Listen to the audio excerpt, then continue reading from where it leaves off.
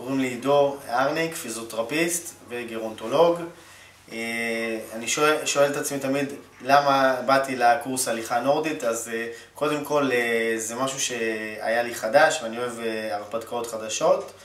והייתי עוקב הרבה זמן אחרי הדף של איציק בפייסבוק וראיתי פעילויות שקסמו לי,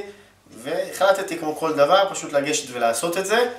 ובאמת הקורס עזר לי קודם כל להביא ידע שלא היה לי לפני כן על מה זה בכלל הליכה נורדית, למה צריך אותה, למי היא מתאימה,